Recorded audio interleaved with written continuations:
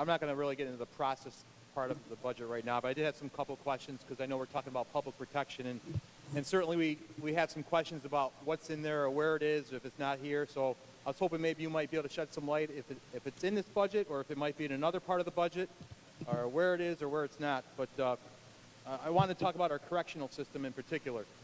I know earlier this year, back I think it was around I want to say around around December, there was a settlement that was reached between the administration and from a lawsuit that dealt with special housing units in our prison system, where inmates who misbehave or do something wrong, they were put into a special housing unit or like a solitary environment.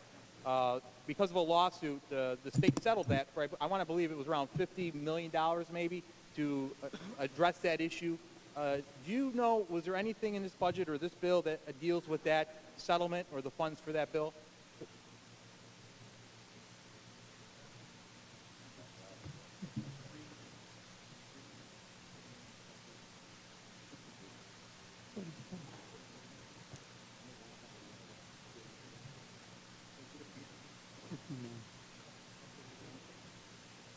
And how much was the let's see. $3 million was put into solitary confinement reform, and $47 million, and $47 million over 4 years for facility renovations. That's in this bill? Yes. Okay. No, hold on. It's in their capital bill. So that will be coming up in the capital bill? Yeah. Okay. How about, and I'm just asking a question because I'm not sure if this would be in the capital bill or not, or it could be in this bill, but what about issues for our corrections officers? I know that settlement was to try to address issues for inmates who are in prison, but what about, for example, in many of our correctional facilities, because the governor has touted the number of prison closures we've had in the state over the past several years, but anything that's been done as part of this budget bill or one of the future budget bills we're going to see later, dealing with the issue of double bunking or double selling in our prison systems?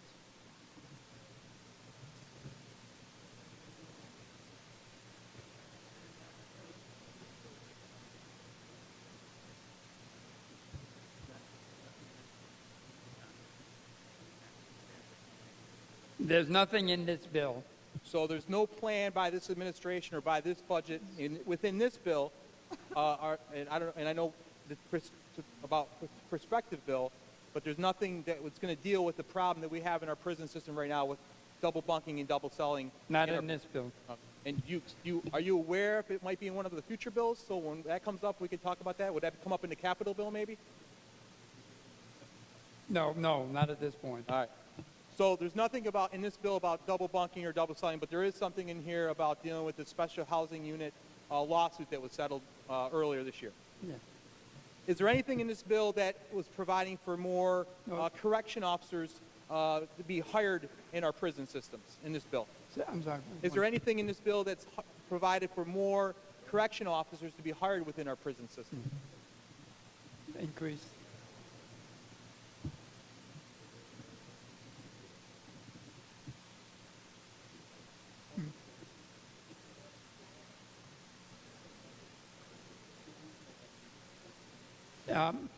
It's not in this bill. No. Because it's an appropriation, All right. and we're not doing appropriations in this bill. This is language. Okay. So there's nothing in here about double bunking or double selling. There's nothing in here about more corrections officers being hired. Is there anything to provide for additional training or for our corrections officers? Would that be in a different bill as well? Different bill. Different bill. How about for our one of the problems we hear is that not enough for drug dogs, because drugs are a major problem in our prisons right now. And we hear that there's not enough drug dogs to go around to sniff out this problem of drugs. Anything in this bill to deal with that? No. All right. But it could be in another bill later. Yes, it may be. All right. All right. Danny, thank you for your time. Mr. Speaker, on the bill. On the bill, sir. Mr. Speaker, I think part of my frustration and my questions with this area is this is a very important issue for me and for a lot of members on our side of the aisle, and I think some members on your side of the aisle as well. Last year, there was a settlement reached between the administration to deal with special housing units in our prison population.